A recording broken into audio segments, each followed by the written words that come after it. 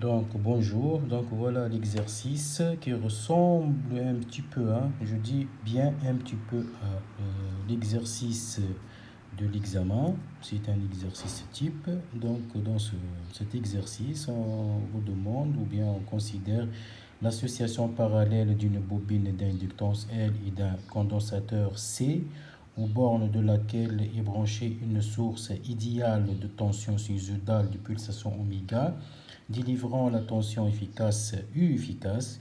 On vous demande de déterminer l'intensité efficace I efficace délivrée par la source et pour quelle valeur de oméga 0 oméga est-elle de oméga est-elle minimale cette valeur efficace bien sûr, c'est-à-dire pour quelle valeur de valeur notée oméga 0 de oméga, la valeur efficace est minimale. Deuxième question, on considère maintenant l'association parallèle de la bobine du condensateur et d'un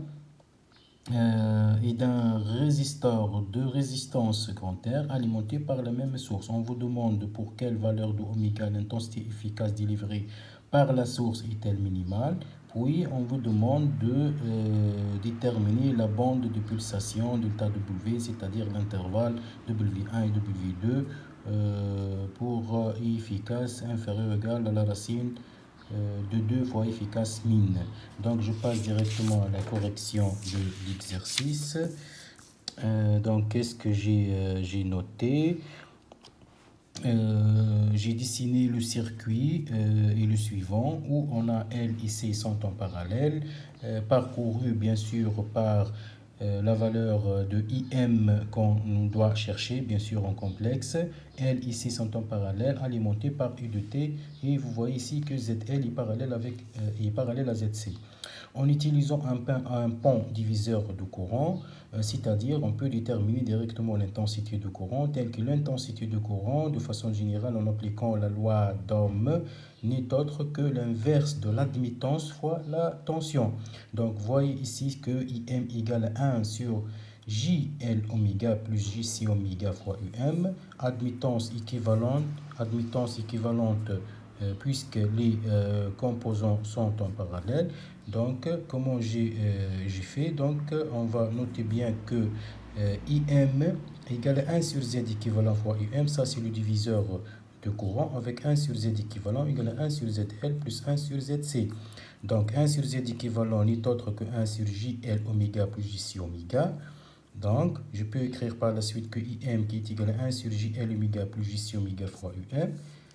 Et je peux par la suite mettre J oméga en facteur. J oméga en facteur, elle va donner moins 1 sur LC oméga carré, puisque je vais diviser par JC oméga, il a multiplié par JL oméga.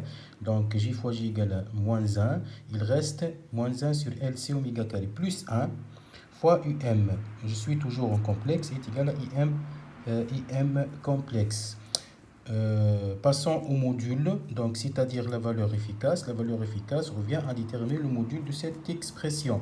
Donc le module, bien sûr, c'est la racine de a carré plus b carré, c'est-à-dire la racine de partie imaginaire au carré plus la partie réelle au carré.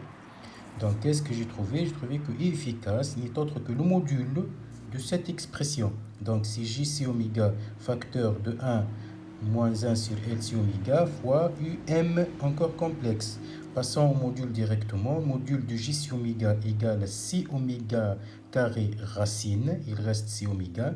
Et ici, c'est le module de 1 moins 1 sur LC oméga carré. Et le module de UM, c'est la valeur efficace. C'est le résultat que j'ai trouvé.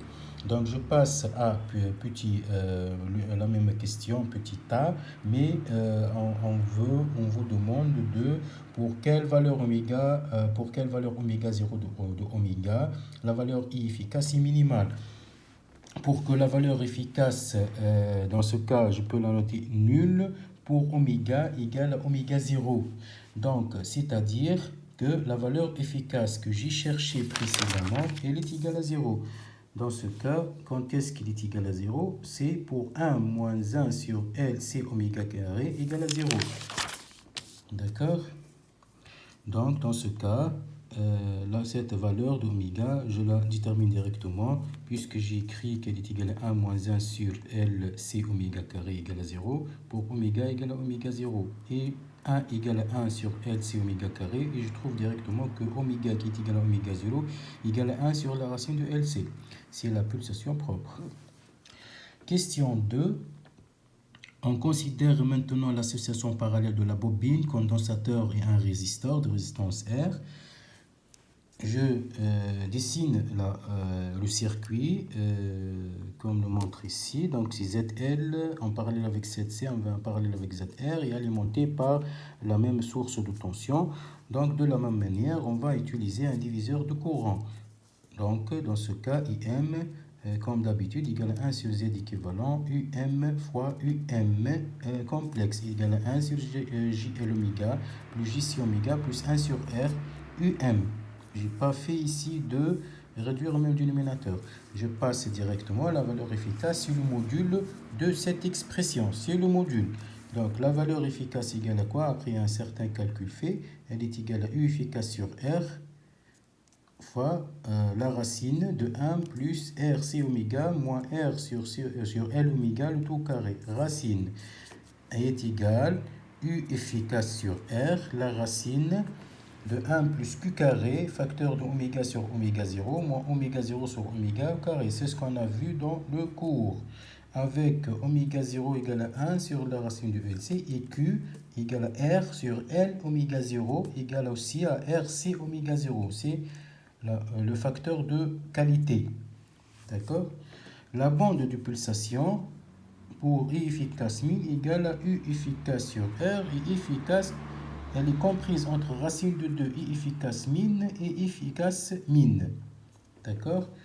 Donc, pour quelle valeur? Pour oméga appartenant à l'intervalle oméga 0, la racine de 1 plus 1 sur 4 Q carré, moins oméga 0 sur 2Q. Et l'autre borne, c'est oméga 0, facteur de la racine de 1 plus 1 sur 4Q carré, plus oméga 0 sur 2Q. Voilà, merci pour votre attention et je vais vous corriger un autre exercice sur l'écriture complexe sous forme exponentielle. Merci.